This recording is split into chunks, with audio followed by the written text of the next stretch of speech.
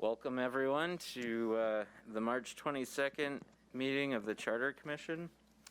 We'll start out with a call to order and roll call by Janice, if you don't mind. Thank you, Chris. Ted Trainer is, I think, going to be joining us virtually. He is. All right. Yep. There he is. Ted, did you want to just raise your hand so we can hear you and see you? Yeah, I'm having a little trouble getting the video going, but I'm here. Okay, thank you. Chris Babbage. Present. Janice Vance is present. Brenda Robinson. Brenda Robinson. Richard Smith. Present. Susan Bloomfield. Present. Kristen Babcock. Present. Stephen Sayers. Present. And we also have our town attorney, Natalie Burns, our town clerk, Merton Brown, and our town manager, Heather Balser. Welcome, everybody. Thanks, Janice. All right, first order of business is consideration and approval of minutes from our regular meeting last March 8th, which was 2 weeks ago.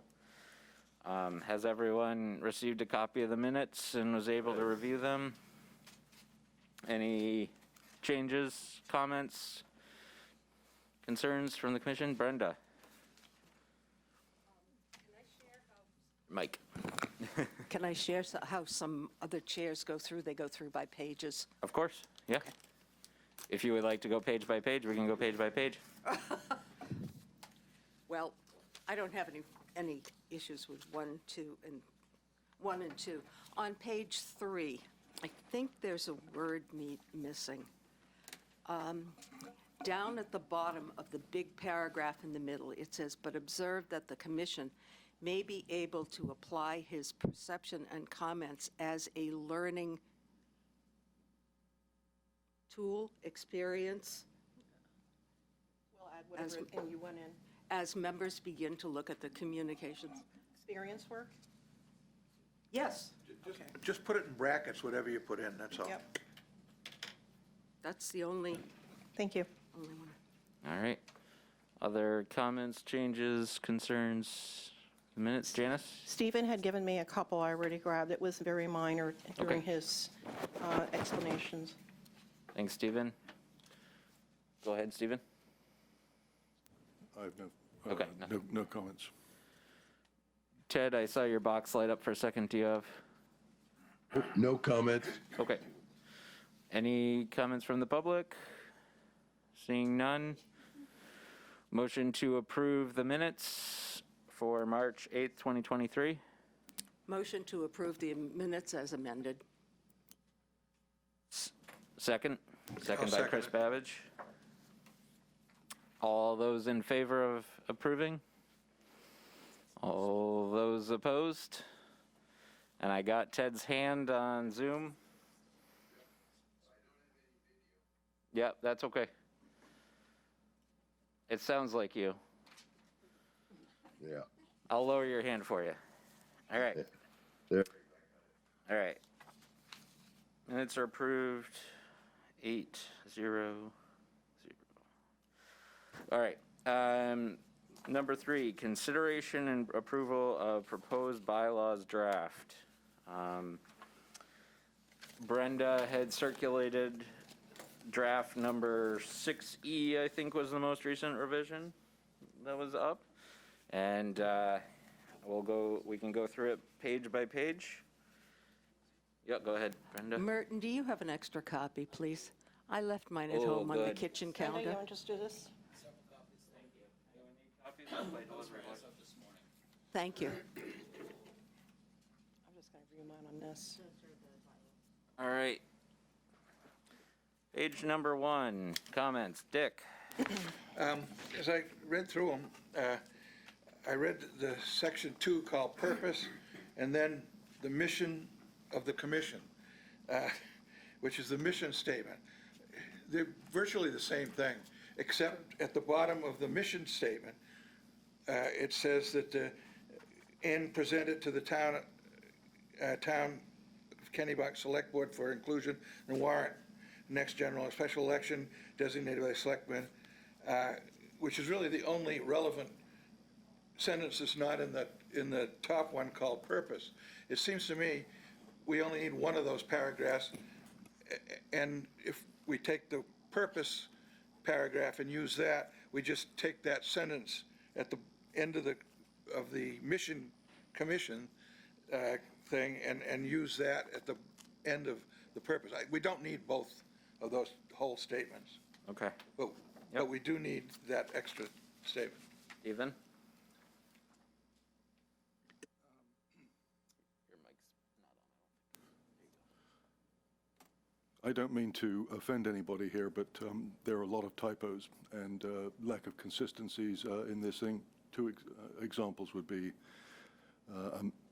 a missing semicolon in the second bullet point, but also if you look at the mission statement, it uses select board as two separate words, and then right in the next line it uses select board as one word.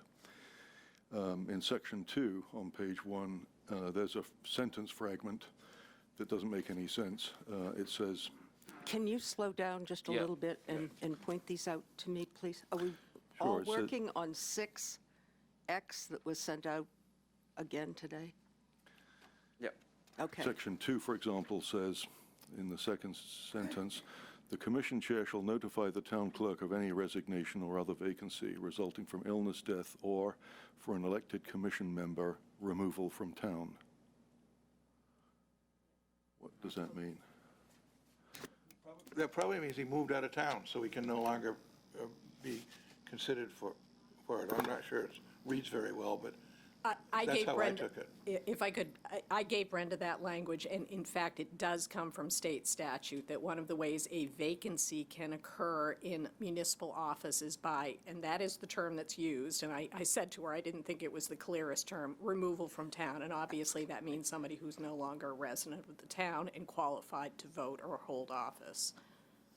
If you want to use a change different term, you certainly may do so. Removal is one word. I think to describe it, you have to come up with many more. And then the last sentence seems to be duplicative with the exception of "in writing" of the preceding sentence. It says, the commission chair shall notify the town clerk of any resignation.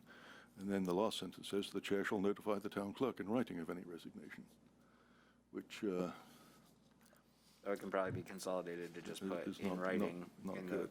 previous sentence. So Natalie and I don't lose all these. Can we start back at the beginning? Yep. I got the semicolon. Here's what I've got so far. Look, Okay. if you will, I'll just repeat it, and that way we can make sure we're all on the same page. And see if we can, Starting Clarify. with Dick's comment, yep, it sounds like we're going to axe section 3, cut it out, and move from presented to the town of Kennebunk Select Board for inclusion in the warrant to the next general election or special election so designated by the Select Board. okay, We're gonna starting with present to the town, okay. Capturing that language and put it as a bullet point on section 2 is what I heard. And then take out section 3, the mission statement. Yep, So semicolon that, and then under section 2 of Article 2, I've got the select removal board. from the town, question mark, not well written, but that's what state statute is. But we can axe the last line, the last sentence of section 2, and just put shall notify the town clerk in writing into the second sentence Okay, got it, of section 2. got it. Let me write these. Yep. Let me repeat these, Yep. okay? I have 4 changes. The semicolon I have, scrap section 3 and move present to the town of Kennebunk Select Board, et cetera. Move it up into the preceding section. The select board in 2 words in the last sentence there. I've got that. It should be in 2 words. And scrapping the, in the appointments and vacancies, shall notify the town clerk in writing and of any other vacancy resulting from illness, et cetera, and take out the last sentence. What I've Is got. that it? Susan? Yep. I had sent comments to Brenda yesterday. I Yep. think that included some of these, so did you get those? I did, but it was in an older version of the It wasn't in this, it was just an older version of the bylaws. Okay, I didn't know if my corrections then stand, which I submitted to Brenda already. So I'll just follow along and see if there are any additional Okay. ones. Okay. Because they were submitted already. I don't want to waste her time. All right. Any other comments? Chris Babbage on page 1? Yeah, thank you, Chris. I brought this up before, but I can't recall the response. In the mission statement, it does say that complies with the town of Kennebunk ordinances and the Constitution and laws of the state of Maine. I mean, we all know about supremacy of the federal government. So we do have a federal constitution, but as far as state government is concerned, state and the towns it creates, we have the state constitution, we have state law, we have charters, and we have ordinances. And that's usually the hierarchy. And I think I understand the intent of the mission statement, but to have a charter comply with the ordinances rather than the ordinances comply with the charter seems a little backwards to me. I wondered if it would be, and maybe I'm wrong, but I would wonder if it'd be that considers town of Kennebunk ordinances and complies with the laws of and Constitution of the state of Maine. I'm just worried about when we get into form of government, that if we truly are going to comply with the ordinances that may in some way relate to that, then what we're saying here is that our duty is to comply with ordinances. Yeah. When they may need to be tweaked Yeah. and not tie our hands. That's all. So let me repeat back what I heard and make sure my yeah. understanding is clear. Is you're saying that because we're saying and comply with town of Kennebunk ordinances and the Constitution and laws of the state of Maine, those two could conflict, right? And that, No, I'm actually not. I have no problem with the Constitution and the laws of the state of Maine, because I see those as a higher. yep, But as far as town ordinances are concerned, if they do, I can't give you an example, but if they relate in some way to the form of government that we currently have, then this seems to say that we must comply with the ordinance rather than consider all, the ordinances in our deliberation as to how to go forward with a form of government. And I don't have a specific example. I'm just wondering about the cart before the horse, that's all. The hierarchy of. yep, go ahead, Stephen. And I can see you, Ted, as well. I'll give you a chance here. Picking up on Chris's point, it seems to me that we should say complies with not the town of Kennebunk ordinances, because the town charter is the constitution, if you like. It's the source from which laws are subsequently promulgated. So I think it should say complies with federal law, federal statutory law and the constitutional law, the Maine Constitution and Maine law, but it shouldn't comply with the town ordinances. The town ordinances should comply with the charter. Also, there's a spacing difference there too. And I'd just like to make a suggestion. Why don't we provide editorial comments to Brenda so that we can come up with a document here that doesn't have all of these typos and spacing difficulties, and just have a crisp document that we can vote on. Okay. In fact, I make a motion that we defer ruling on these bylaws until we can all supply our own individual comments to Ms. Robinson and get a clean copy with no typos or other format difficulties in it for the next meeting. Is there a second? I appreciate that. Oh, I can't Sorry, speak until a second. sorry, I'll open it up for discussion. Is there a second? Chris Babbage seconds, open discussion. Brenda, you were jumping in, then Chris Babbage, and Ted, I'm coming back to you. I think that would only put us back to the meeting after the next meeting. Stephen, I appreciate your input, but if we don't do this laboriously, line by line, and come back with another one, we won't get it through at the next meeting. Natalie, is there a way for us to take all of these editorial comments, adapt this, and send it out for an email vote? No, the votes of the commission do have to be made in public session. It can't be done by email, even though this is a procedural type of vote. I would note that things that are formatting, spacing, Right. that are punctuation, those can just be corrected. Sure.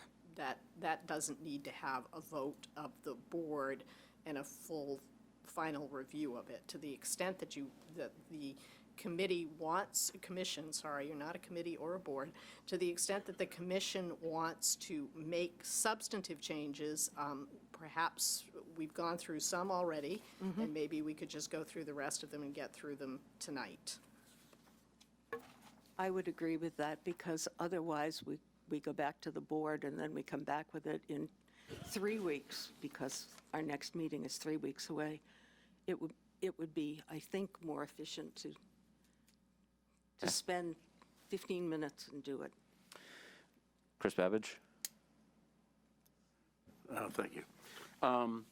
Yes, I seconded the motion because I just think it's good practice to have a finalized document in front of you when you give your final assent.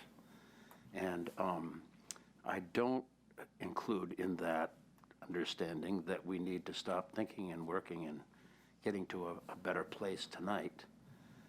But if we do take a vote tonight, I hope it's a preliminary vote, and that when we have a full document exactly as we want it in front of us, then we can take a final vote, and that allows for us to all be on the very same page at the time of the vote. Thank you. Thanks. Ted Trainer? Yes, thank you. I've first agree with what Chris just said, I think it was Brenda, that we go through this now, and then we will finalize it and vote on it next time. The other one, I strongly agree with the comments of basically we should take out complies with the town of Kennebunk ordinances, because the charter over is above that. And so as to draft a revision of the town of Kennebunk charter that complies with the federal state constitution and the laws of the state of Maine.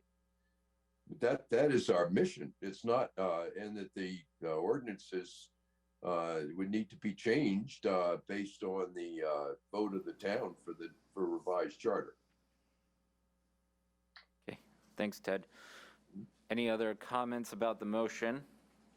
Motion? Go ahead, Rich, or Dick, sorry. I'm looking at your name tag. Either saying your one name. works. Yeah. Yeah, there are two different types of comments. One is the grammar, the making this a readable document. And the other part is content. And perhaps we could get through the content if somebody's got some content changes that they'd like to see, we could talk about those, because that really needs to be done with all of us here, in case somebody disagrees with a content change. Whereas the other, it should be easy to once we get the content the way we want it, it should be easy to take care of the grammatical issues and et cetera. All right. Any other comments about the motion on the floor? All right. So let's take a vote on, the vote is a motion to defer the revision or the consideration and approval of the proposed bylaws and take it back for comment. All those in favor? 1, 2, what's that? Brenda, sorry. Does this mean we're not voting on approving the bylaws tonight, but we're going to continue with the discussion? This is the motion Stephen made to defer consideration and approval of the bylaws until another meeting after there's another round of feedback provided to you. So are we doing feedback tonight, or are we doing feedback at the next meeting? That's what the vote is about. The vote would be to stop this discussion right now and to provide you feedback via email, and then we come back next week and have this same discussion again. Or not next week, but the next meeting. Okay, Chris Babich, yes. Yeah, I would like to express that I'm hoping that as a process, we work during these meetings and make changes. But that, and hopefully get all on the same page. But even if we all agree, I'm hoping we can put that to bed until those changes are incorporated. And there's no reason why it needs to take more than 5 minutes at the next meeting unless somebody is alarmed at something that we need to address. But that time, when we're making a constitution, doesn't seem to be ill-spent to me. And I'm not asking for the delay that I know Stephen expressed so much concern about when we were meeting early on and not really getting, making progress. And so I just see this as a insurance Sure. situation, so that when we are voting on something, we have the document. Yep. As we're going to vote. All right, let's try to close out this vote. All those in favor of deferring consideration and approval of proposed bylaws to the next meeting? I have two, I have Babbage. And Stephen. Ted, I'm gonna call you out just to make sure you're with us. Were you in favor, was that in favor or no? I assume not, because I didn't see your hand. You're muted, Ted. I can unmute you. Yeah, there go. Okay. Yep, it's no. Was that a, you said no. Okay. So I'm assuming you're going to vote for no, which we're going to do right now. All right. So all those against deferring the consideration and approval of proposed bylaws till next meeting. 3, 4, and that was Ted, so that's 5. Any abstain? Vote present? No vote? Dick? How did you vote, Dick? I didn't catch you. No. You voted no. Oh, I missed it. Sorry. Okay. So that measure fails 2, 6, 0. All right. So continuing on with the consideration and approval of proposed bylaws. What we were just talking about before we went into that motion was removing the words Town of Kennebunk ordinances from section 2 purpose, and have it just read with the input of its citizens and the Constitution and laws of the state of Maine. I think I also heard the inclusion of federal level as well. No? Okay. Ted, go ahead. The federal level doesn't really apply to us, No. and as I understand it. Thank you. Okay. Stephen or Natalie, do you have any? Well, it does as to due process requirements and things like that. Whether you put it in there or not, it's going to apply in some circumstances. So from my perspective, it doesn't matter if you put it in. matter. U.S., state definitely, but. Leave it in, or, Okay. Totally up to you, Brenda. If you want to put it in there, knock yourself out. so far, it's been totally up to me, and then Yeah. Natalie's helped so much. Okay. Dick, did you have a comment? No? Okay. Okay, you're waiting patiently. Can I run through page 1? Yes, you before can we run go through page 1 2? again. Okay. Our agreement is that punctuation and spelling are not relevant. That can be done later. Let's focus on content. The purpose of the commission is to draft a revised Town of Kennebunk charter consistent with the input of its citizens, the federal constitution, and the Maine Constitution. Or is that enough? Laws of the state of Maine. Yep. Okay. So do you want the Maine Constitution and the laws of the state of Maine? Yep. Okay. Got that. Its activities include, and I've got 1, 2, 3, 4, 5, and then this present to the select board can be moved to the vacancies section and take the whole thing out. In other words, what, Not to the vacancy section, to the purpose section. to the purpose section? Yep. Correct. Just make that bullet point number 6. Yep. Okay, got it. And then you don't need Yep. the redundant statement of the Right. first part of section So 3. the mission statement is gone. Section 1, membership stands. Yep. Section 2, appointments and vacancies. Second sentence, the commission chair shall notify the town clerk in writing of any resignation or other vacancy resulting from illness, death, or there probably should be punctuation there, or for an elected commission member removal from the town, and it's awkward. Yep.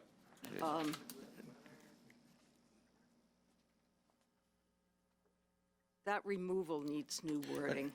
Just say that they're no longer a resident of the town. Okay, thank you. And we remove the last sentence. Correct. Okay, I'm okay with page 1. Any remaining comments on page 1? Okay. All right, let's move on to page 2. Dick? The only content that I saw, when you get down to the third paragraph, which starts off vacancies occurring, Uh-huh. it says vacancies occurring among elected commission members shall be filled by, and then I'd like to insert in there these words, should be filled from this pool of qualified and verified applicants. So in other words, you're going to get a list of, a group of applicants that are in the first 2 paragraphs, that's how people are going to apply to become commission members. And so I want to say in there that members shall be filled from this pool of qualified and verified applicants, and then go on by the vote of a majority and continue on. And then down at the very end of that paragraph, where it finishes up, as soon as possible after the submission of applications, filled from this pool of qualified and verified applicants. I want to say those words for both instances, whether it's going to be filled by the select board or by vote of the board. I got it. And So we're it down. just doesn't say that, I wanted to say it. No, but I think it makes a lot of, it's a process that is important. Vacancies occurring among the elected commission members shall be filled from the pool of qualified and verified applicants by, should By be the vote. By a vote. a vote of the majority of the commission members present and voting at the next regular or special meeting. Oh my God, what a sentence. It's a very long sentence.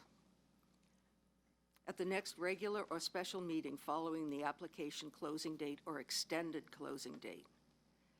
Except that, and this is, Yeah, I'd put a period there. I would put a period there. After date, and then get rid of except that a vacancy, and just start off with the capital A that's there. I think that was probably what was Yep. intended. A Yeah, vacancy among appointed commission members. So yeah. Okay. Probably just And then didn't get you added deleted. a vacancy. At the very end. You added the qualified and verified Yep. at the very end. Period. Okay, got that. Chris Babich? I appreciate what Richard's trying to do here, and I just want to avoid trouble. Definition of what qualified is, or what verified is. I Yeah. mean, Yeah. we want to be on the same page and maybe need to, Yep. Go ahead, Stephen. What does verified mean? And who verifies the person? Merton does. Town clerk. Verifies that the signatures, are accurate, right? accurate, and also that the person is a registered Res- voter. Registered voter. Usually, isn't the term certified once they complete a petition? It probably eliminate, I think that sounds like it eliminates ambiguity, because I think the confusion with qualified and verified, qualified could mean like, you have to have some resume or applicable resume. You have to be a resident of the town. I agree, but I think the point is that Merton will certify, like, as Chris suggested, it is certified once Merton goes through his process. I will accept that friendly amendment. Very friendly. So it It is is designed to be friendly. from the pool of qualified and certified applicants. I would say just from the pool of certified applicants. Okay. Is that okay, Richard? Yes. Okay. Could I ask, Richard, you had said that you wanted that same language to go in at the end of what's now going to be the next sentence, but shouldn't it actually be, shall be promptly filled by the municipal officers from this pool of candidates as soon as possible after the submission of applications? Because not all the applications are necessarily going to be by certified candidates. But this is the elected commission members, right? That's right. But we're going to, Oh, sorry. No, these appointed. are the Yep, yep, elected, yep, yep. sorry. No, you're right. It It's just uses both terms in the same. relocating it to a different place in the sentence, Right. because where you put it, it doesn't really modify what you want it to modify. Okay. Yep. I will accept that friendly So amendment. where too. are you putting it? It will come, Brenda, after, shall be promptly filled by the municipal officers from this pool Okay, got of it. qualified and certified, or no? just this- certified. Just certified, sorry, I Certified. missed that part of Yeah, it. that's good. Applicants. Got it. Well done. Other comments on page 2? Chris Babbage. I'm sorry. Just for a clarification, does that mean that the commission would get some sort of document from Merit? Is that, to confirm certification, is that? These are elected, so they would have a nomination papers, and those would have a certification on them. And you'd let the chair know? Yes, yep. Thank you. Go ahead, Stephen.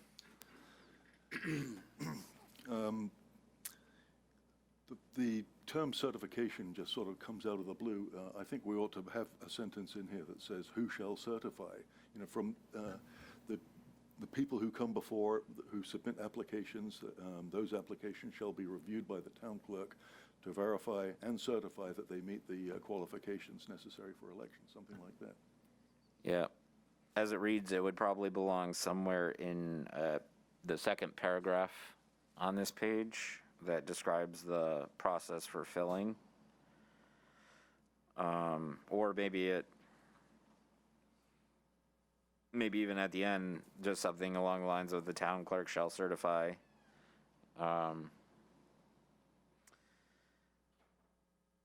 The town clerk shall provide a list of certified, I guess it would say, shall certify and provide a list of certified candidates to the chair at the end of the, 14-day period. Is that what we're dealing with here? Applicant seeking to fill the vacancy shall. Letters of intent. The commission or the municipal officers as applicable may extend the time. Yeah, I think there's probably a sentence that should read something like, after applicants are certified by the town clerk shall provide the list of certified applicants to the chair. Let me read what I've got.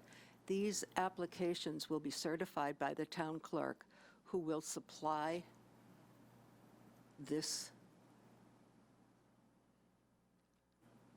list. No, that's not going to work. The town clerk will prepare a list of certified applicants and supply this list to the commission.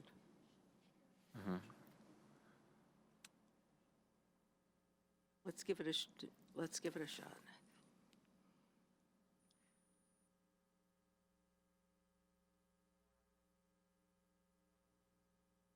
Go ahead, Chris Babbage.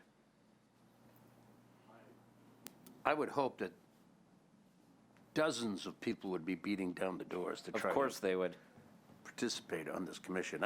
When I first read page 2, I'm thinking, oh my gosh, we're making it sound like there are some pretty severe hurdles to get to the point of being appointed. But I understand it, and I just, I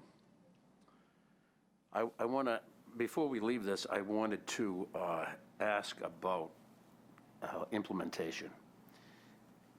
Without a date certain, it's a little bit of first come, first serve, is that right? In other words, if MERT certifies a particular candidate and gets it to your attention, and he's able to do that prior to others submitting there, does that leave open the possibility that we don't have all the candidates at the same time? I'm nodding my head yes and shaking it no, because I understand what you're asking, and I think the answer is that no, Merton would withhold the list of candidates, the applicants, from me until that window closes, and then he would provide it to me. Okay. So that everyone who's in that pool of certified candidates, not qualified and verified, would be presented to us at the same time. And so in implementation, if we were so fortunate as to have 3 candidates for one position, as it reads here, my understanding would be, I will move candidate A. We look for a second for candidate A, and we have an up or down vote on candidate A. And if that fails, we go to another motion. And if it ends up being 3, 3, and 1 after 3 motions, then we go to a 4th motion with an understanding, maybe, that we'd try to get to that majority. Is that right? Oh, I'm sorry. I'm thinking of 7. Put the ante up to a 9-member commission, but. Yes, Yeah. that is my understanding, is Okay. that we would do the nomination bonanza process, so, Just thinking out loud. Thank you, Mr. Yep. Chair. no problem. So I'm hearing that there will be a sentence in between the second and third paragraph of this section around certification of the candidates being performed by the town clerk, and. Let me read what I Sure, wrote. go for it, in. Brenda, thank you. The town clerk will prepare a list of certified applicants and will supply this list to the commission chair. Sounds Does good that to say me. everything? Yes, Without superfluous words? Okay, sounds good to me. I'll take out all my scribbles. Other comments on page 2? Stephen? In the first paragraph, there appears to be a sentence that doesn't make sense. It just says, additional sources utilized to publicize town of Kennebunk vacancies. Yeah. We struggled with that one.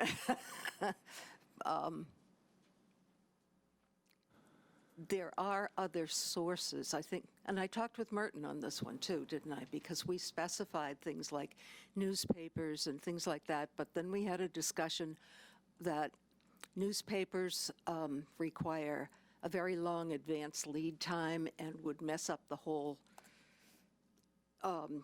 sequence of events according to this timeline, would throw it for a very long time. And how could we include other possible vacancy sources that might emerge or already exist? Something that left room for changes. We're open to anything. So two paths I would suggest. Either we axe it, like just take off additional sources used to publicize, and just leave it as newspapers. In our timeline of up to 2 years, I think newsletter, social media, and local newspapers probably going to cover our bases. Or we don't axe it and just put a comma after newspapers and say, and additional sources. But times change, and you don't know what's going to be You're preaching to the choir, Dick. You're preaching to the choir. So I would say let's just add in a comment there, or a comma there, and add and additional sources used to publicize Town of Kennebunk, and Take out the Move on. local newspapers.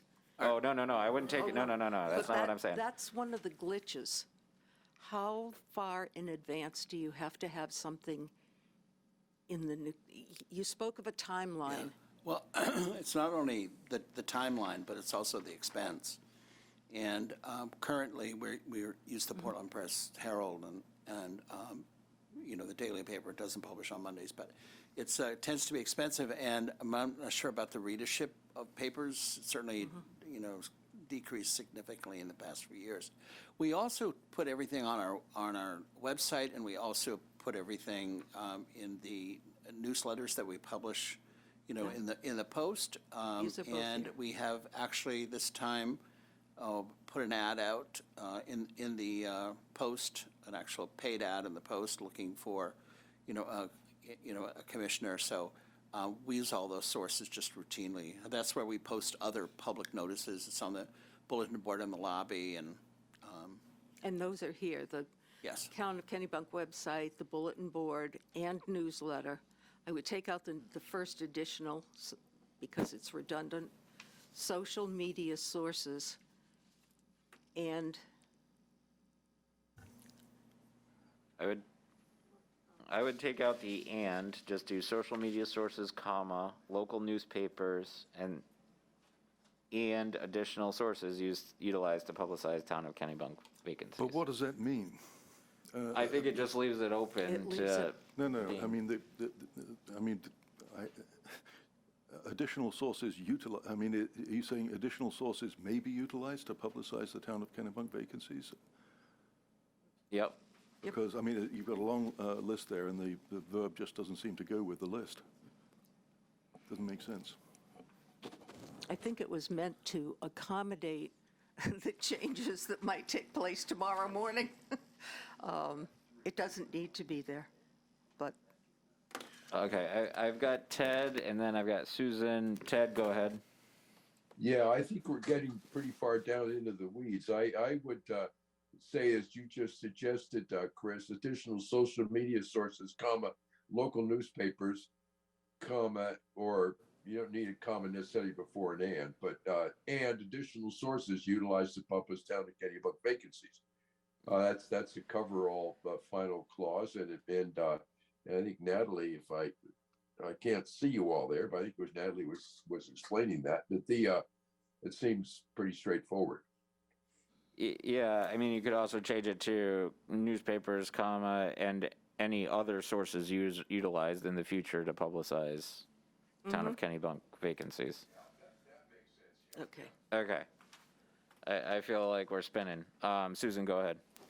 Yeah, I was just going to say, town hall, you're specific about the Town of Kennebunk website, Kennebunk Town Hall Bulletin Board, and newsletter, and then insert and other electronic and print media. Yeah, there's a lot of ways to solve it. just- I think and other newspapers and any other sources used to publicize Town of Kennebunk. Just say any other. I think it's a little CYA, but All of it covers yeah. the territory. Okay. Okay. So to summarize, that says Social media sources, comma, local newspapers, comma, and any other sources utilized to publicize Town of Kennebunk vacancies. great. Okay. Chris Babich, you have a question? Yes. Yep. I'll start with The Town of Kennebunk website, second line, end of the It's second top, line. first paragraph on the second page, Yep. halfway through the paragraph. Page 2, top of the page. Within 10 business days of receipt of notice of vacancy, the town clerk shall seek applications to fill the vacancy through an announcement on the Town of Kennebunk website, Kennebunk Town Hall bulletin board and newsletter, social media sources, local newspaper, and any other sources utilized to publicize Town of Kennebunk vacancies. You're welcome. We okay with that? Okay. All right. Any other comments on page 2? Going once. Yes. Oh, go ahead, Stephen. In the second paragraph, there's a reference to municipal officers. Who are they? Select board. Select board. Why don't we say the select board then? You can say the select board. I think Brenda was just trying to reflect the language of the statute, which refers Yes. to the municipal Yes. officers. What Yeah. line are you, Stephen? It's the last sentence of the second paragraph, the commission or the municipal officers Okay. as applicable. Okay, got it. Right, the statute is section, Title 30-A, Section 2001-20A, and that says that in a town meeting form of a government, the municipal officers are the select board. So why don't we just say the select board? Done. Also, in the paragraph beginning vacancies, if you look 3 lines down, it looks like there's a typo there. Or, I mean, there's an extra sentence. Is that meant to be a comma? Yeah, After we extend axed Yes, that. including we, D. we, Yeah, we okay. did We that. took care of that already. We did that one. Yep. All right. Yeah, go ahead, Susan. If you're going to change municipal officers to select board, then you're going to have to do a search and replace for the Yep. whole document. On will page do 1, that. it is referred to as the select board. So there is a bit of a jog there. I'll take care of that. Any other comments on page 2? Thank you, Susan. Moving to page 3. Page 3, we're almost 3/4 of the way there. Explanation on 3 and 4, so I don't say it twice. Pages 3 and 4? Or No, sections 3 sections. and 4. I see a section 3, I don't see a section 4. Standards of conduct? That's Article 4. Article 4, I'm sorry. Yeah. Fried brain. Article 3 and Article 4, they come almost verbatim, need a line in there, almost verbatim from the committee handbook. And I know that there is some discussion about this. We do have to state when the meetings are. There are things in this, I think Natalie would comment on this. There are things in the meetings that we have to publicize. The attendance policy is critical. Setting the quorum is, I know it's common practice, but it needs to be stated. And the standards of conduct, I'm going to address in a different way. We had comments at the first gathering, where that Saturday morning meeting, about inclusion, how we treat people, and inclusion, and making sure that everything that the Charter Commission did will not discriminate, abuse, or voice complaints. That whole section, the second bulletin under, on page 4, employees and volunteers shall cooperate fully. There were comments made by some people, and those comments are very important to quite a few people in town, and I would personally strongly speak in favor of keeping them. They may not be necessary, but stated, I think they're important. Okay. So on page, we kind of covered the last two articles of the bylaws, or the almost last two. Article 3 and 4, which go between page 3 and 4. Yep. Let's start on page 3. Any comments on page 3, Article 3? Yes, if I could. Go ahead, Natalie. At the end of section 1, where it says meetings may also be held by remote Zoom, the reference to that should be in compliance with the Town of Kennebunk Charter Commission remote meeting and participation policy, because as you'll recall, your policy is not exactly the same as the select board policy, and if you use the more generic one, people will think it's the select board policy. Okay. Would you repeat those words, Natalie, and I'll change it? Absolutely. So it's just at the very end, Brenda, Yep. in compliance with the Town of Kennebunk, that's all fine. Charter Commission, remote meeting, and participation policy. That's the name of the document that this commission adopted. Thank you. See, this is why we need to have the whole group do it, because Natalie and I have read this too many times. Compliance with the Town of Kennebunk Charter Commission remote meeting and participation policy, period. Correct. Okay. Chris Babbage? I just wanted to bring up the attendance policy. I don't recall, I know we had a discussion regarding permissive, permitted absences. Even if they're permitted, I know it doesn't help the commission to be absent. So maybe you don't want to address what's excused and what isn't. But I just wanted to point out that 25% of all the meetings in a 6-month period.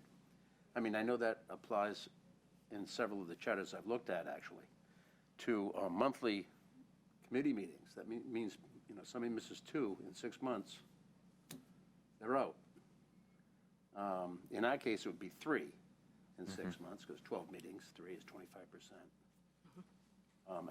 If that's our intent, okay, but I wanted a clarification as to where we were on permitted absences, or just leave that unvisited, because it is difficult.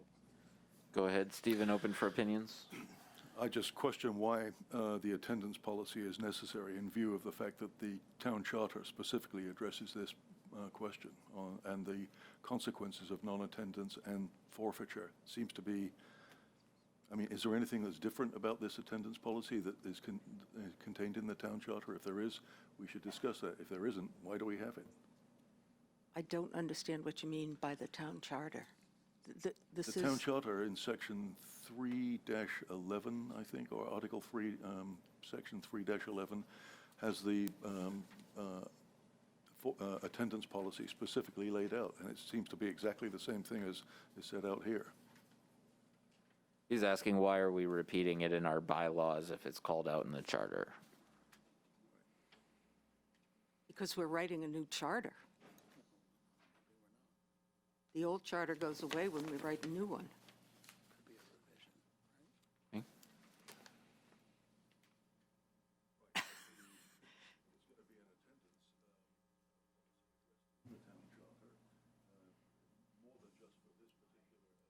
Oh, I see what you mean. More than for, it applies to all of the organs of Yeah. town government, if you like. We're already blanketed by the charter's attendance policy, Right. and the charter will continue to exist until after even we submit our final report to the select board. Then Natalie's got, Go ahead, Natalie. The only thing that I would say is it's not entirely clear to me under the charter that this commission is covered by that, because if you look at, section 3.06, which talks about the boards or commissions that the select board appoints, which are covered by that, this is not one of them. And so that raises a question as to whether you would in fact be subject to that provision of the charter. You may be, and you may not be, but it's not 100% clear that you are, in the manner that it would be if you served on one of those boards or commissions that are listed. That's a good point. I totally agree with that. All right. So back to the Chris Babbage's comment about 25% of meetings in a 6-month period and excused absences. Are there any opinions from commission members? What did Go you say ahead, Dick. about excused absences? Well, there is no such thing right now as an excused absence. And that's, the thing is, like, you know, Here's the other issue with all the other boards and commissions in the town. There is a attendance policy. The reality is that it's not enforced. It's not enforced for any commission or board in town, period. So I'm not sure. If, my feeling is if you say, change the word shall be or will be to may be subject to forfeiture, because there are going to be instances when somebody may miss something for a good reason. For instance, I won't be here the next meeting because I'm going to have my knee replaced. I ain't going to be here. yeah. And depending on how much pain I'm in the next meeting after that, and what I'm taking to subside that pain, I either will or won't be here for that one. But, you know, that's my only comment. There's there's reasons to miss meetings, and then there are reasons to miss meetings. And, Yep. We expect Zoom from the hospital, Richard. Yeah. Oh, well, it's out of state, I'm not sure it works that way. And if I'm. yeah, you can do it If I'm recovering from it, you may not want to hear what I have to say. So, but anyway, that's my only point. If you look at the town policy, it is not enforced. Yep. And that's a bone of contention among many, many citizens of the town. Yep. Ted Trainer? Yeah, I hear this. It seems to me the operative thing is as deemed appropriate by the commission, which is your CYA here. So if someone has some good reasons and they miss a couple of meetings, that doesn't mean they're off. It's still got to be deemed appropriate by the commission. True. I do tend to agree with Dick's suggestion and change will be to, well, I guess with as deemed appropriate would be enforced with the will be. So, May I? yep, go ahead, Chris. I was just going to say, it would be very hard for me to vote anybody out due to an absence, unless I really felt they were disrespecting the commission by not giving us, you know, reasonable Yep. attention and priority. But, and so maybe the difference should be that they shall be removed unless there are extenuating circumstances as deemed by the commission. And that gives the commission the opportunity to say, that's a good reason, Dick, that you were out, and therefore, we will vote to set aside the penalty as stated in the, Okay. does that make sense? Yeah, so something along the lines of, will be subject to forfeiture of membership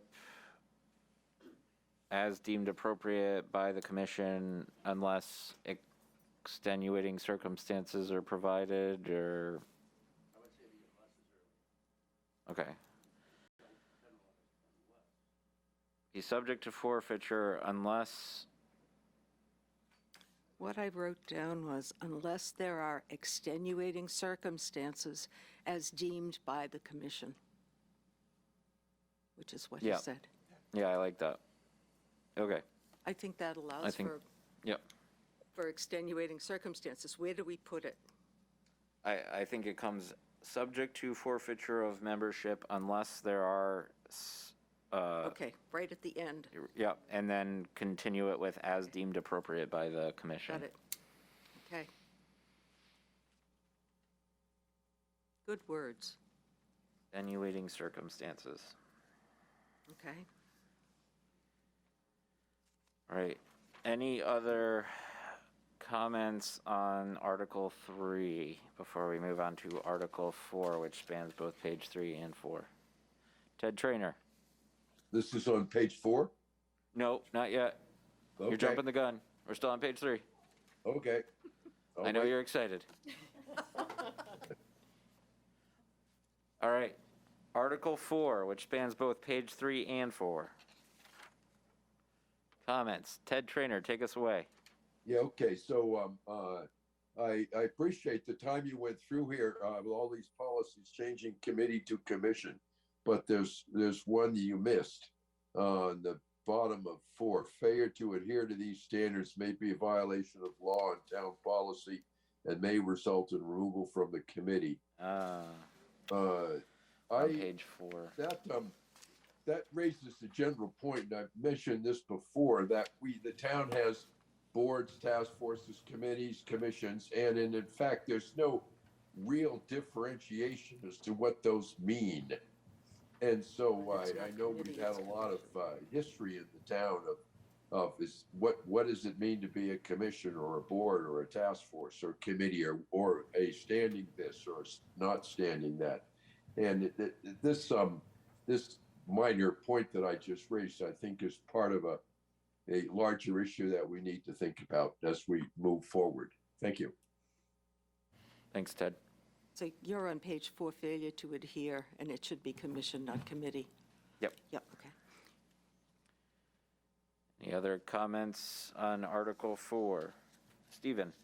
At the bottom of page 3. Your mic's not on. At the bottom of page 3, there's a reference to staff liaison. Who's that? Merton.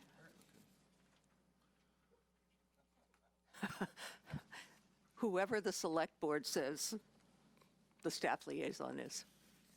But I would take the capital letter out and put a small s. And over on page 4, second bullet point, I guess this fully reveals how I'm not completely up with the times, but what is genetic predisposition?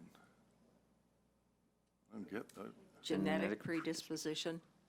Natalie, you want to answer that? Was She taken says no. directly from. I do not, but that phrase is appropriately used here.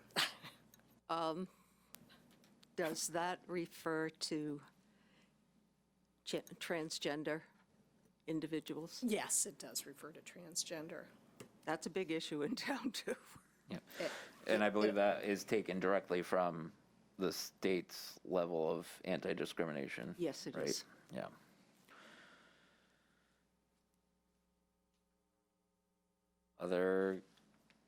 No other comments on Article 4? Article 5?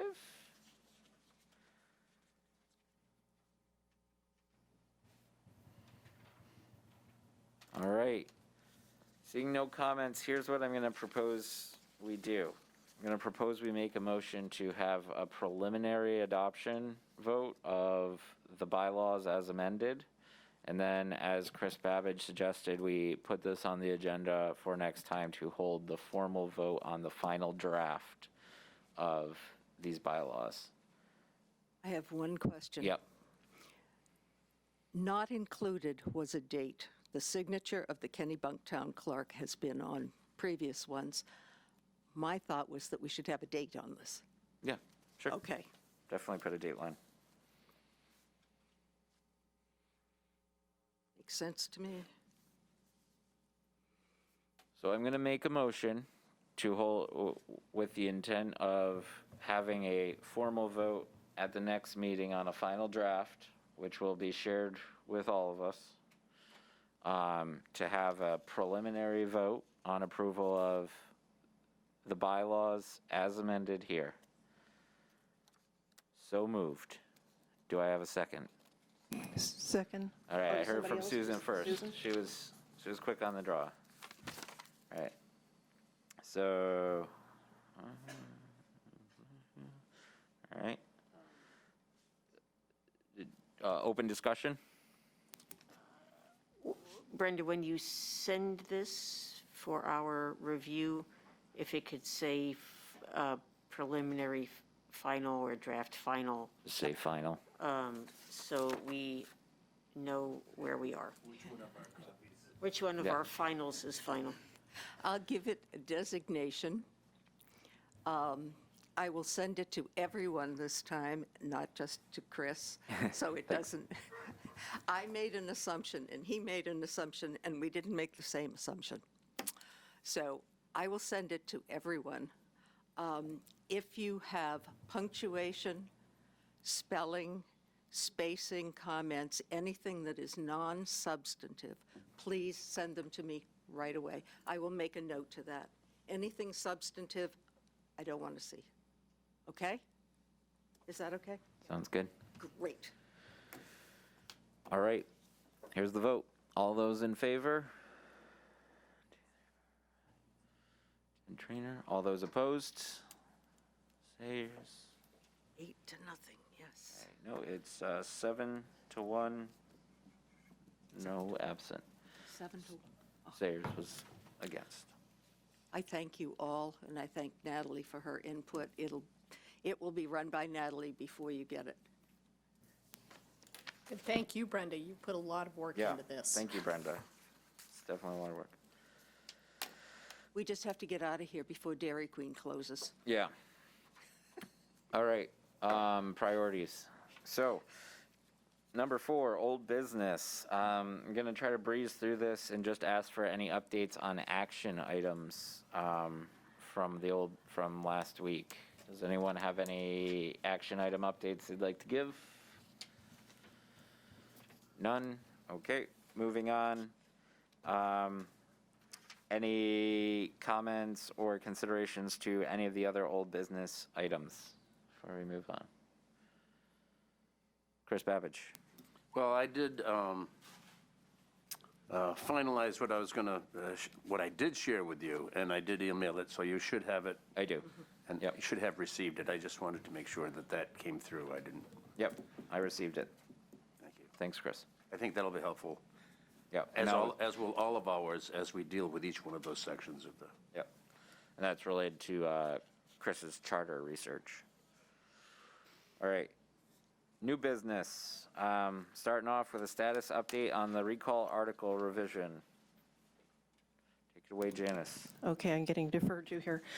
Stephen and I have spent much quality time together, and we've killed a few trees. We met this morning with Merton and Heather. We thank you for your time this morning. I see Brenda's got a copy, but we wanted to wait and send our proposed copy out until after this meeting. We weren't going to dump it on you guys just before a meeting. It's too much to review. But what we wanted to do was just kind of give you high level where we are. And just for the public's knowledge, in creating this first draft of recall language, we did 5 things. We researched what other towns in York County and other towns of similar size outside York County had as language in their charters and other town ordinances about charters. We looked at the state language.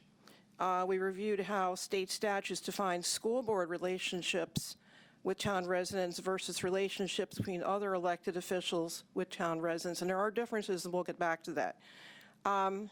We investigated the effect of the town clerk's office operations when there's certification to be done of signatures. It is very time-consuming. And we compared how recall is different from forfeiture of office, which is a whole different process. So we'll get back to forfeiture of office. I want to go right into recalls here. There's basically 4 levers you can pull. You want to, like to Chris Babbage's point at the last meeting, you want to support the democratic right of voters to recall an elected official from office. But you also want to prevent, frivolous use of that to harass a public official. So the first thing to do, we need to define which elected officials can be subject to a recall. We wanted to define specific behaviors that would warrant a recall, and most other charters do not specify this. There are 2, and we'll talk about those. We wanted to require basically a statistically significant number of voters, of qualified voter signatures on a recall ballot. We wanted to provide a very detailed start and stop time for petition circulation. We want to give enough time to get those signatures, but we want to make sure everyone's clear on when it begins and ends. and we need to provide sufficient time to certify the signatures. So the first thing we had to do, defining which elected office officials are subject to recall. So we went through all the elected officials. The first group is the select board. There's 7 members. There are 5 trustees for Kennebunk Light and Power. They're elected. There is 1 trustee for the water company. The other towns that are part of the water company have their own people. There are 5 sewer district trustees. There's our group, the 3 of us that were, 6 of us that were elected. And then the RSU 21 school board directors. There are 6 members for Kennebunk, and the rest of the seats are filled by the other 2 towns in the RSU. And there's 2 student members. So then we started looking at information about that. I mean, neither of us was really familiar with how school boards related to towns, and we're going to probably not get into it in much detail unless somebody wants to tonight, and I'm looking right at this young lady here in the front row. But there's a lot of good information on the RSU 21 website. There's a legal opinion from 2005 that spells out the relationship. There's information that the school board has put a nice Q&A on there, and I would encourage everyone to go and look at those pieces yourself. I think that they were very upfront about the fact that it works differently for school board members in terms of how responsible those members are to the constituents of a town. They are a governing board. They're not a representative board. So it's a little different than any of us think about elected officials. And I'm going to basically lean on Natalie to help with all this because we did not get deeply into it. We did look at, there are very few other towns that even talk about it, but there was 5 we found, that specifically exempted school board members from recall. Berwick, Lebanon, Acton, Hollis, and Mexico. And I'm sure if we looked further, we'd find more. But out of like the 24, I guess, towns we looked at, you can kind of get an idea of the proportion of them. The rest didn't mention it, or they actually included them. So it's all over the place. So we need to spend quite a bit of time talking about this. I won't go into detail now. I'm going to just go back now to the next definition. They're definitions of behavior. So if you wanted to look at reasons why, you as a townsperson would feel uncomfortable with someone sitting on a board that's representing your interests, to me, it can't be something silly like, oh, gee, I didn't like what he said in that meeting 2 weeks ago. It's got to be something very significant. And the way the state of Maine deals with it, and I'll talk about this in more detail, they define it as any elected official may be the subject of a recall petition under this section only if the official is convicted of a crime, the conduct of which occurred during the official's term of office and the victim of which is the municipality. They're very specific about it. Ogunquit had a little longer, but they were the only other town that specified. Must be limited to the failure to appropriately carry out duties and responsibilities of the office, engaging in contact which brings the office into disrepute, engaging in contact which displays an unfitness to hold the office, or the indictment or conviction of a felony under the laws of the state of Maine, and they went on, or entry of a plea of guilty or no contest such an offense. Some of that stuff is kind of subjective. But the last thing about a crime is very subjective. Now, we looked at that, and we kind of boiled it down. We have, for the first reason, a conviction of any crime, whether felony or misdemeanor, or a guilty plea or plea of no contest to any crime that potentially involves a term of imprisonment or involuntary confinement for a period of 30 days or longer. This is long, including any drug-related offense or physical assault, whether that confinement is suspended or served. The other one is any case of adjudicated, if I said that right, dishonesty on the part of the elected official, such as the misappropriation of public funds, theft of town property or other thefts, intentional damage to town property, bribery, embezzlement, or other such acts of moral turpitude. I know you didn't like that word. Those two were for what? Yeah, The last 2 points were, yeah, so that's it. I mean, that's our, now what has happened since I started preparing these notes yesterday is that we were informed that there is a representative, John Anderson in Paris, who has introduced a bill to eliminate, to make it so no municipality can use crime as a reason for recall. Now, just because you introduce a bill doesn't mean it's going to get passed. So it's LD 1181. I would encourage you all to take a look at it on the state's website. I see Natalie's writing down the LD number already, 1181. So this is a moving target. So we're going to keep on going here. Janice, if I might just jump in there, the bill that's been introduced in the legislature is a very interesting bill. Yeah. Janice just pointed out the very narrow focus of the current recall provisions under the state statute. It's only available in one particular instance where there's been the commission of a crime and the victim of that crime is the municipality. The proposed legislation is that that will be repealed and a recall will be available at any time for any reason. And obviously subject to being supplanted by a town charter. And I think our view is that that is just an invitation to mischief. Yeah. And so we don't think that that formulation should be adopted. We should be very specific with respect to the grounds for recall. Yeah, so we'll see what happens with it, but I would encourage you all, we'll have you come up in just a second. When that goes to a public hearing before the committee that's getting referred to, the Press Herald on Saturdays and Sundays puts up a whole list of the public hearings, and you can actually go on and find them yourself. It's really easy to submit testimony, and we would certainly encourage anyone who does not feel this is a good idea to testify against it. So we'll keep people in the loop. Would you like to speak, and then I'll go on next?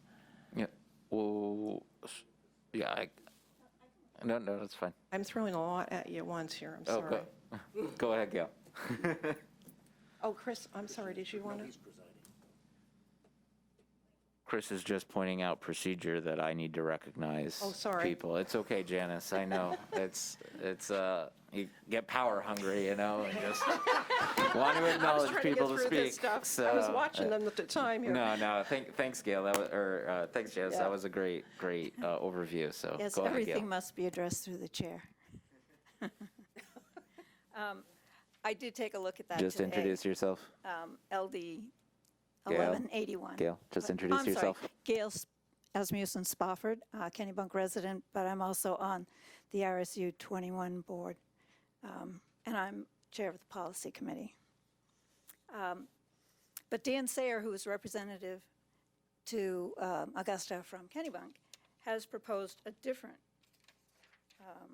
bill, and that is LR 405. LR 405, and it's come out of the committee of reference. I guess they have to read it first and wordsmith. I did not know that. I have learned something. And so it lays out the grounds for recall, and there must be grounds. I mean, 1181 is not even better than nothing. Nothing would be better than 1181. And the grounds, and this hasn't even had a hearing yet. This is just a proposed bill.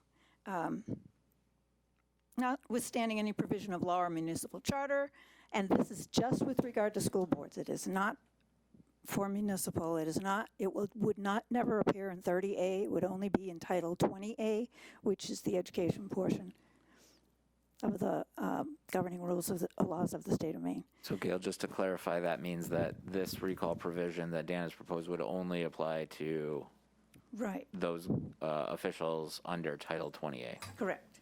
Because currently, there are many ways to organize a school district or a school community. So for instance, York has a school committee. They don't have a school board. We're an RSU. The only place in Title 20A education law that the word recall even appears is under a municipal school district. Doesn't appear anyplace else. So this bill would put it into and would reference the appropriate school organizations that it would apply to. And so there would have to be grounds. And then it defines the procedure, which is, I think, the same as it is now, 25% of the voters of the last gubernatorial election. It does not change anything about the dates. It does refer, only because I looked back at at more language, that if you have a municipal election within 75 days, you don't have to have a special election. I think that's the current law as well. Otherwise, our school board is set up with committees, and one of those committees is the policy committee. So we have a code of ethics for the board, but we also have a code of ethics for our committees. And so you could be fine at the board level, but in the committee level, you could have a big problem. So, and that sometimes happens. So unless you have any other questions, that is LR 405, and it might be helpful to just look at it. It isn't intended for municipal, but you might find some useful phrases in there. Thanks, Gail. Any other comments from commission? You want me to finish this? Oh, yeah, go, Yeah, sorry. sorry. Okay, I didn't understand the interlude. All Yeah, right. sorry. I'm All plunging right got on to it, the next got it. category here. Go for it. This would be about the number of qualified signatures on a petition that would trigger a recall election. And most towns have a minimum between 10% and 25%, and they define it as the number of votes cast in the last gubernatorial election. When you go looking at our election results, it's pretty interesting, because you might have, 3 candidates for governor, and then you have people who don't vote at all, but they have blanks, and so it all gets counted as a total. But then you start looking at the other races that are on that same ballot, and the totals don't come to the same as what the governor total votes for. So how do you divide it that way? So we were looking to simplify it. So we came up with a flat 2,000 signatures, which is about 20% of the 10,000 or so registered voters that we have. And Mert says that number's been fairly static over the years. You want to address that? Yeah, I would say it's been in that between probably 10.3 and 10.6 for probably the last 5, 6, 7 years. Thank you. So it's a little on the high side, but and the way we're structuring it, before you get into that recall petition, we are having someone who wants to file a recall file a notice of intent with the town clerk's office, and they would have forms available, and that would require 500 signatures. And Mert says that they can certify that fairly easy. We came up with timelines for allowing the needed time to do that. That's all in our final stuff. So it's a 2-step process. And so our theory basically was that if somebody's done something serious enough, you're not going to have any trouble getting the 500 signatures, and then you proceed with a recall petition. And then if you have, enough people, 2,000 people sign it, then it goes to the election.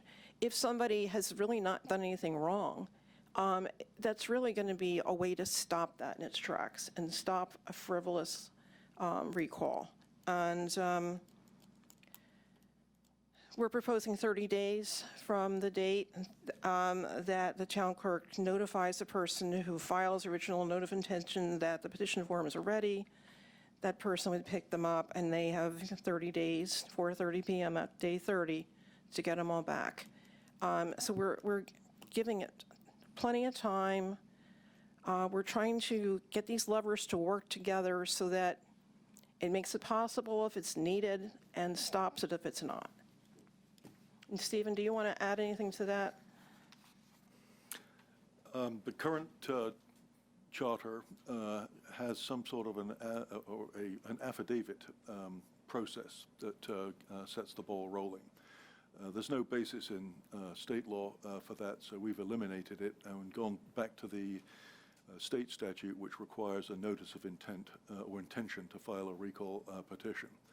And rather than having the municipality potentially held hostage to one or two convinced advocates who can force the municipality to undergo the expense and inconvenience and divisiveness of a recall election, we're suggesting that the initial notice of intention has to be signed by 500 people, but the 500 people have to notify one designee for purposes of receiving all of the notices. So you don't have to notify 500 different people. You notify one person, and that is notice to all 500. And the strict timelines that Janice referred to, I think will, I hope anyway, eliminate any argument as to whether the 30th day falls on a particular day. I think that those definitions are pretty ironclad. So we get rid of the affidavit, have a notice of intention, and this is just, it's got to be an exceptional process. It's got to be something really serious on the part of the elected official that justifies a recall. You can't just have differences of opinion regarding whether someone's done their duty or not. That's way too subjective a standard, and that it was our intention to eliminate that, at the same time protecting the right to a recall election for the reasons that Chris very eloquently gave last time. That sort of opened my eyes to the necessity of retaining this this vehicle in appropriate circumstances. But I thought Janice did a very good job of summarizing what we've come up with so far. And I will say, the draft that we have, we're just meeting with Merton and Heather today. We just started tweaking some of the timelines based upon the advice that they gave us, and some other things like recounts, the circumstances under which a recount of a recall election is appropriate. And I believe that it's not too adventurous to say that we will have the final version of that ready for distribution within a day or two. Thanks, Stephen. Thanks, Janice, for all your work. But Susan, I'm going to come to you next. But just for context setting, because we kind of jumped into it, the reason we're tackling recall right now is because it is, in my opinion, the one meaty part of the charter that we can tackle without touching form of government, which is a very large conversation. Recall, during our public meeting back in January, we collected 41 comments in total. Our number one comment topic with 8 comments was around the recall. So that is why we are actually addressing it here first. Those are the 2 main reasons we're addressing it first. So thanks for your hard work. And go ahead, Merton. Yeah, I'll come to you, Susan, sorry. Christian, we have a person here tonight who's a resident who is, she wants to address the recall issue, and she's actually in a graduate program, and she's doing her thesis based on Kennebunk's recall and charter. Yeah. And she may not, this may be the only time she may be in town, so Okay. if we could hear her, I think it would be good. Great. Thank you. Susan, go ahead, and then I'll open the floor for comment. Janice and Stephen, thank you for doing this. I'm really excited about this, and clearly was a lot of work. Just so it's the 500 signatures and then the 2,000 notice of intent and then the petition. Just to play devil's advocate, if there's an egregious violation, are these bars too high? 500 signatures in 2000 in some period of time. Is that bar too high? Christian, to give you a comparison with the petitions for the only recall Kennebunk's had, they needed to get 600, I think it was 658. So I think that we spent some time this morning talking about these numbers, and the numbers certainly all make sense to me and to Heather, and also to Katrina, who's also in my office. We spent quite a time really working on those and figuring out what would work best for something that would not be too difficult for a person who wants a recall. It wouldn't restrict it from happening, but it kind of denotes the seriousness of the activity. And Susan, I'm going to suggest we table kind of feedback until they send out the draft. We have time to review it, and then we will deep dive this topic at an upcoming meeting, and we can go through all that stuff because it's already past 8. So, but don't forget it.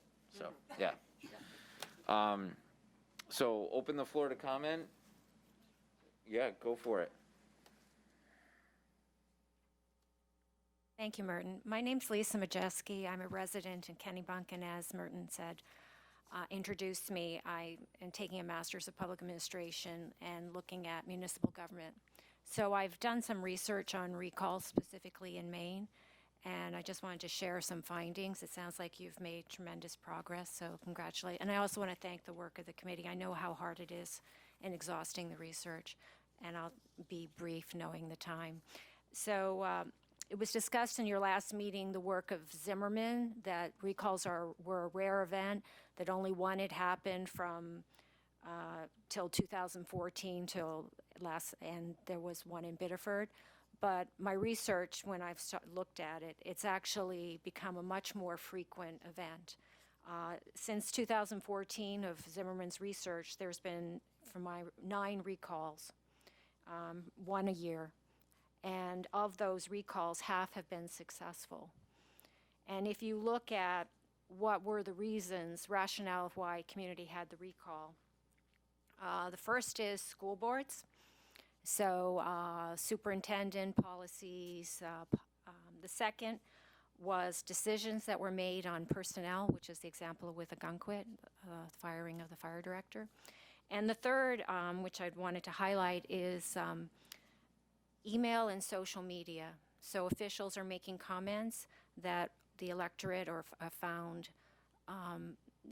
discomforting, to the point that they want to call a recall versus waiting for the next election. So given what we are aware of how divisive and that is to the community, that I think one thing maybe you'd want to consider is, I noticed in your code of ethics, and you have a lot about the actions, whether you want to have a policy on public communication and what officials can say in the media, and put that in your code of ethics. And then one thing that 2 towns have done, Ogunquit, and I would ask, maybe you want to look at New Gloucester, is they, like New Gloucester is interesting, they say if you have repeated patterns of behavior of abuse, it's repeat, it's not a one-off, that's in their code of conduct, and that in itself can be an action which the select board can take for dismissal. So I think if you have a strong, so it's not only about how you communicate among yourselves and making decisions, it's how you're being perceived in the public. And in today's times, a lot of people pay attention to social media, whether it's verified or not. So I think that's something maybe I just put forward for your consideration, that you want to be in a situation where the select board takes action, so you negate a reason for the electorate to do a recall, and in all the cases of the 9 that I looked at, the experience that that Kennebunk had were the same. It was very divisive. It really undermined the community, and so it's kind of interesting that a recall that is put in place to allow a democratic process, actually in the execution of it can undermine the democratic spirit of engagement and deliberation. So I want to again thank you for the work you're doing, and I look forward to viewing you on the live web at the end of the month. Thank you. Lisa, thanks for taking the time and coming and bringing that comment. And I owe you an apology because you reached out to Ted, and then Ted put you in touch with me, and then I dropped the ball on getting back to you. So I owe you an apology. So sorry about that. And I understand. People Yeah. are very busy. Chris Babbage, go ahead. Yeah, thank you, Majeski, Ms. Majeski. Thanks so much for fine testimony here. I wondered about the New Gloucester example that you gave.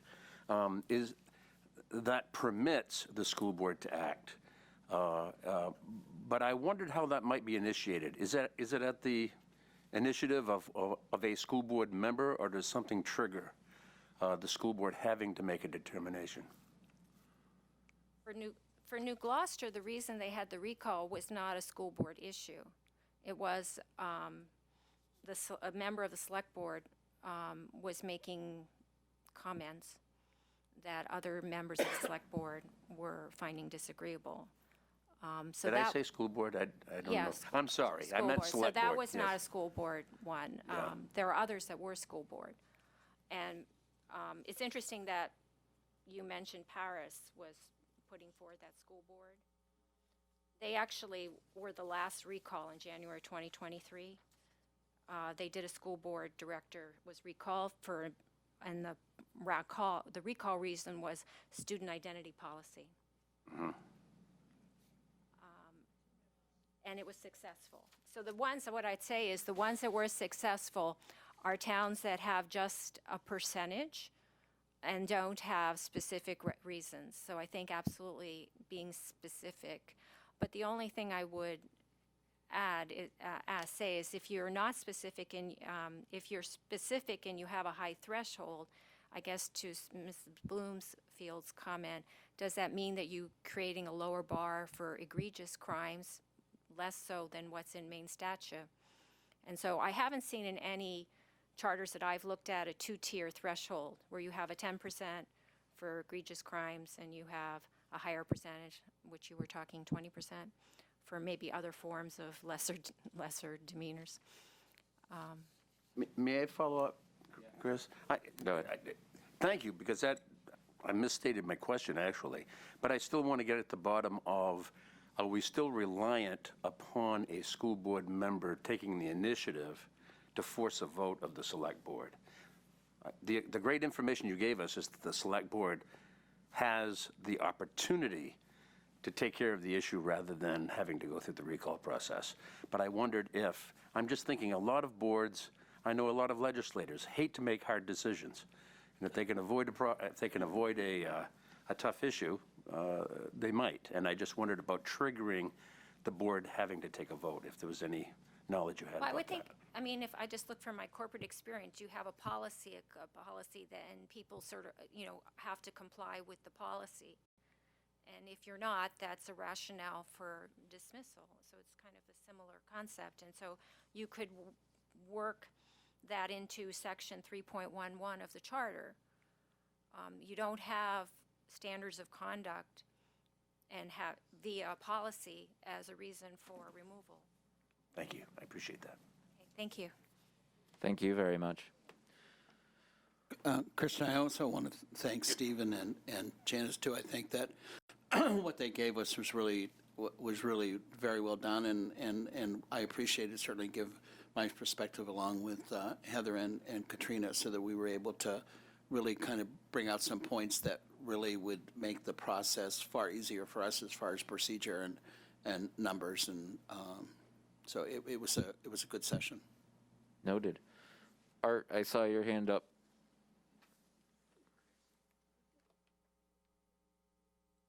Have to push anything here? Okay, great. I want to thank you for taking up this subject of the town charter. You have to introduce yourself, please. Sure, I'm sorry. My name's Arthur LeBlanc, and I'm a resident of the town of Kennebunk. I was also a potential target for a recall in very recent history here in the town. And I do support fully the removal of the sworn affidavit structure, which is supposed to be a sworn affidavit and a statement of fact, because in my experience, only 25 signatures were required to make statements about me as a elected official that were not true, and there was no method of verifying it. It just had to have 25 signatures. And in that process, there was no process for verification of the affidavit. And so I fully support removal of that structure of the recall process. I'm heartened to see that we're really looking at different reasons for removal and surveying communities. The Title 30 A reference in the municipal law does, in fact, as Stephen said, say that it's just a crime and it has to be within your municipality. That may not be appropriate either. There may be other issues. I'm happy to hear as well that the impact of social media cannot be underestimated at how it can be used in this process to drive an agenda. I do think the bar should be much higher than it has been. 25 signatures is simply too low and a fabricated, statement of reasons. I was targeted for my leadership of the school board. That was the primary target, and failure to support teachers. And I just presented the budget this year on Monday, showing extensive data in our negotiations with all of our employees at how we're paying top market rates, and we have outstanding contracts for all our bargained units. I fully support and always have supported teachers. That's why I donate my time to working on the school board in the first place. So I just wanted to share that, and I really am pleased to see the kind of diligence that's being done on this subject. It's very much appreciated. Thank you. Thanks, Art. Any other comments before we move on? Oh, yeah. Yep. Go ahead, Brenda. Gail, and this is a question for Gail and Art. Would it be helpful to involve some of the school board and maybe the superintendent, I don't know, maybe I'm way off base here, in recall discussions? And I'm coming at this from just so many different angles. Should we be consistent in some of the things we do, setting the bar high, numbers of signatures, reasons? Should we be under one umbrella? Should we maintain two umbrellas? I mean, this makes the discussion, my thoughts make the discussion really huge, but sometimes making a really huge discussion ahead of time makes things smoother later on. So I'd like your input. Just random thoughts. Nobody's committed to this. Yeah, Sorry, you have to reintroduce yourself. Yes, Arthur LeBlanc, Town of Kennebunk resident and current vice chair of the RSU 21 school board. I think that in many ways certain things have played out already. We have an RSU with 3 towns, 3 communities. It was the subject of the legal action that was taken. And so the 3 towns have all determined to put recall into their charters or their ordinances, et cetera. As members of the RSU 21 board, you have interested parties who are coming to these meetings. I was out of town the last few meetings you've had. But we're totally willing to engage in dialogue and discussion with this group as the town of Kennebunk. And if you'd like to have our opinion or input through this process, we are available for that. There's nothing formal, I think, that needs to be done. As far as the structure, I mean, your attorney, Ms. Burns, I think it's pretty clear that the charter can have a recall provision, and it just needs to be a reasonable recall position. I was never against recall as a concept. I never supported the fact that no one in RSU 21 should ever be subject to a recall. It was just under the terms and conditions that it was played out. Thank you. I think we're all on the same page. Gail Asmussen Spofford. I'm also on the school board. As I mentioned before, I'm the chair of the policy committee, but I'm also the parliamentarian I usually have my book with me, but I don't have it with me here tonight. So, and I'm on the Finance Committee. Art is the chair of the Finance Committee. And on the Finance Committee, we have already started working with the 3 towns. My feeling is we're all one family, and it's okay for us to fight between ourselves. But when something comes at us from outside, we have to be together on that. So we're looking for ways to work together. And I restricted my point of view to finance, but I think that sitting down, and maybe it doesn't have to be a big meeting, it doesn't have to be a long meeting, and maybe it's only one meeting, but some representatives from this charter commission, and maybe a select board person, and members of the school board or the subcommittee, maybe policy. I think it would be a good idea to sit down and chat and see, should we have 2 different policies that apply to one to municipalities and the other to the school board? Or does it make sense to have a single policy that would apply to everyone? Because we are elected from the town, but quite frankly, I went back and I reneged on my oath of office to the town because Title 28 is very specific. I'm supposed to take the oath of office to Title 28, and it does not require me to pledge an oath of allegiance to the town charter or our town policy or any rules or regulations within the town. I am always thinking 2 lines of thought. I live in Kennebunk, and I feel obligated to do the best I can for the residents of Kennebunk, but I am first and foremost a board member for RSU 21, and our obligation is to provide a safe learning environment for all of our students and all of our staff.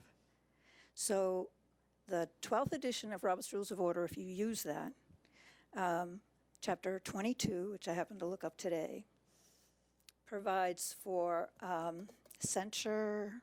This is a big long title, and it's paragraph 61, I think the first 2 pages. I can't remember how far that goes up, 61.3 or 61.4, deals with censure and removing somebody from a board. The only thing I heard tonight, and because I've only read this section a couple of times, was if you put in penalties for certain types of behavior like absences, you cannot allow for something less than that penalty once that penalty's in your bylaws.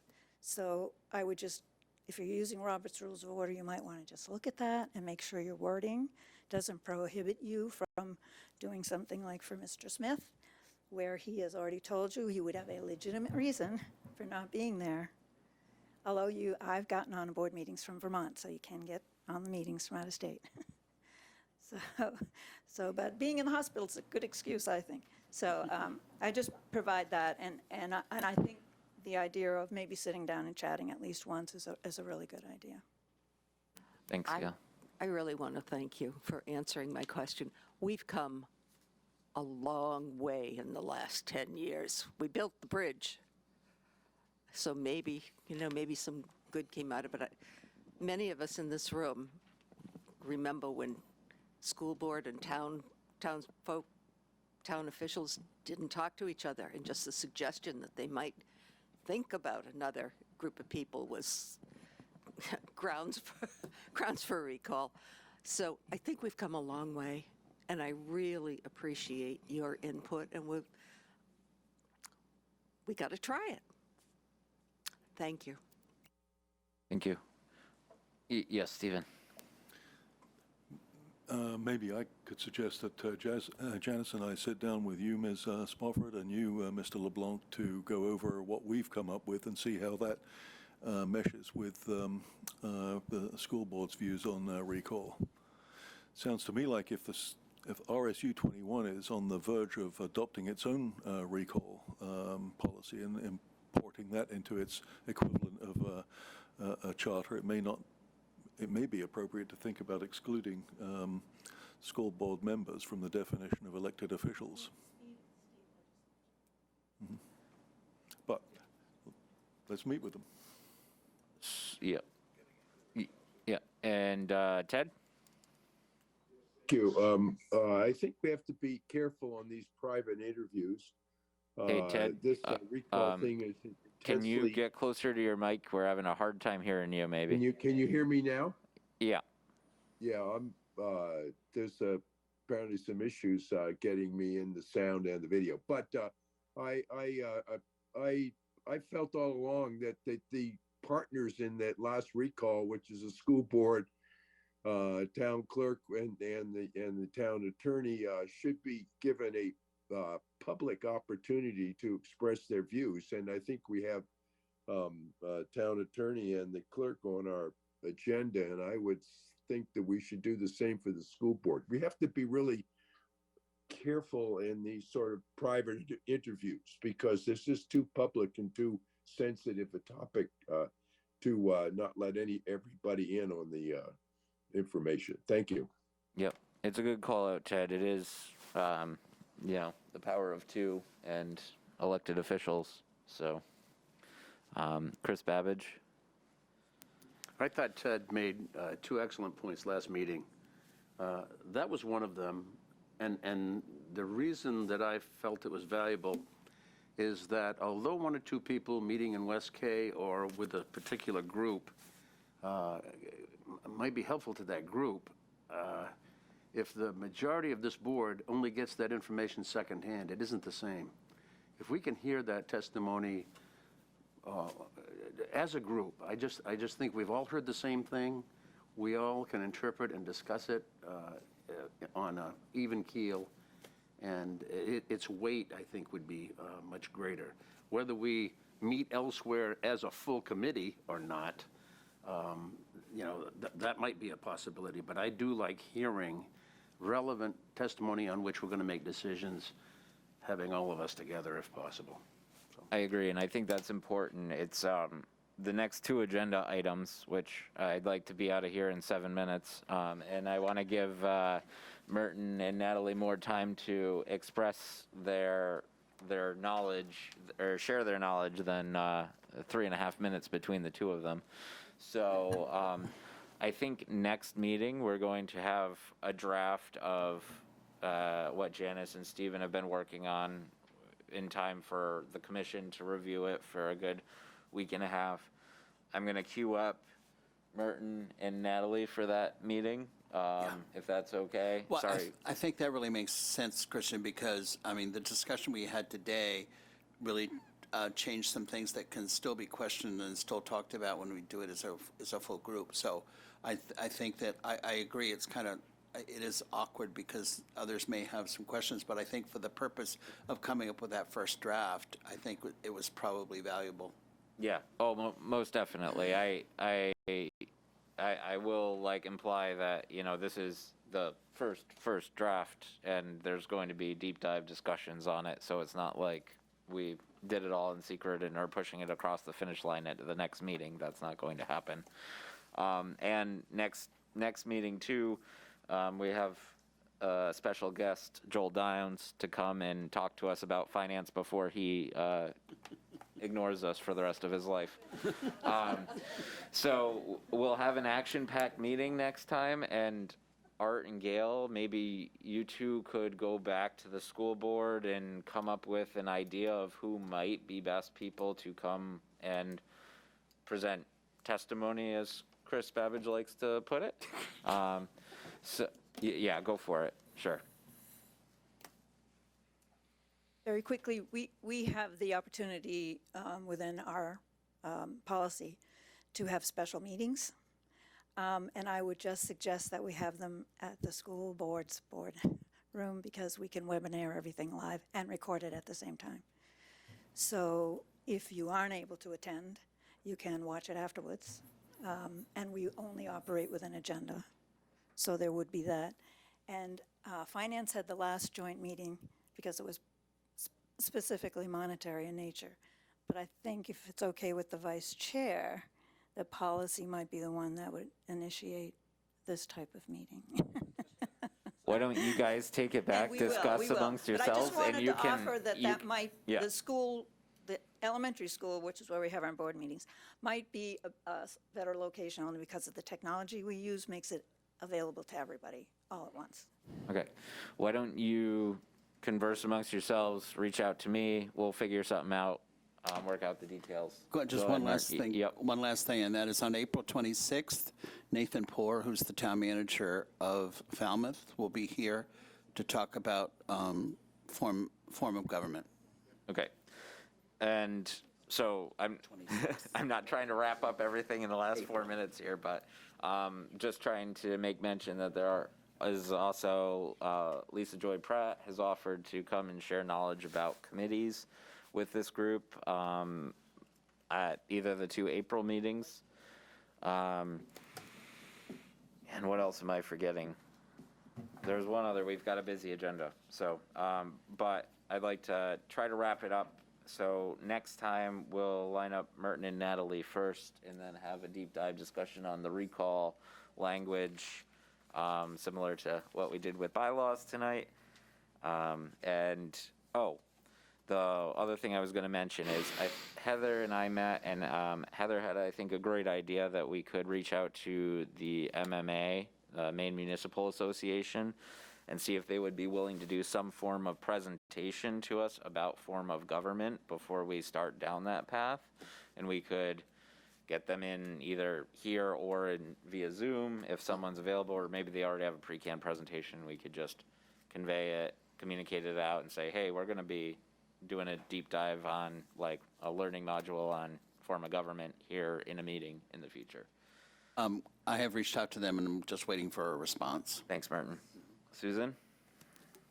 I have a question about what you said about Lisa Yes. Pratt speaking to Yes. us. She's a member of the Select Board.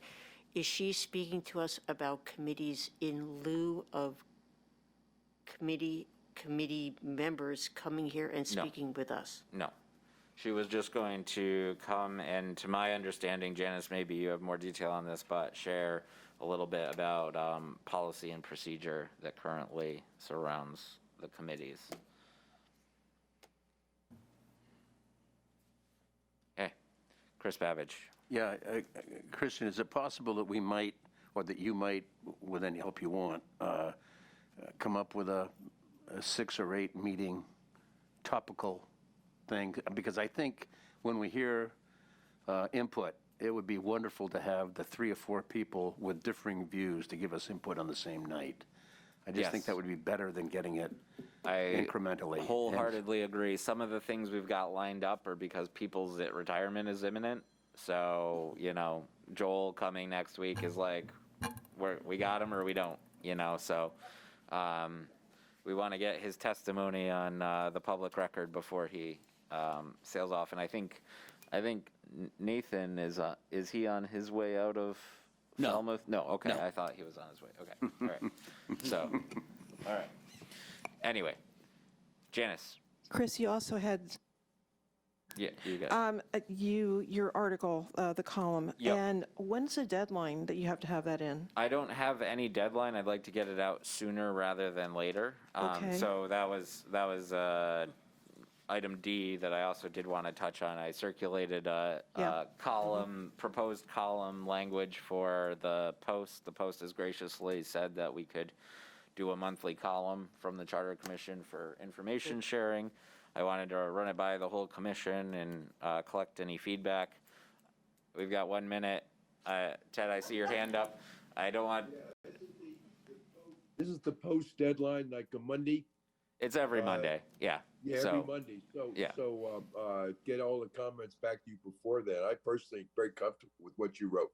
Okay, yeah, I mean, I think that's all fine to do via email. I just wanted to open it up to the public here, to the public forum, so.